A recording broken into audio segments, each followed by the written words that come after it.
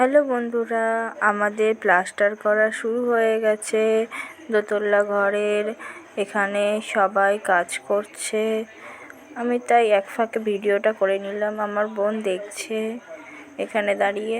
এখনও বাকি আছে, পেছনগুলো প্লাস্টার হচ্ছে। প্রথমে সামনের প্লাস্টার করে তারপরে ভেতরের প্লাস্টার করা হবে।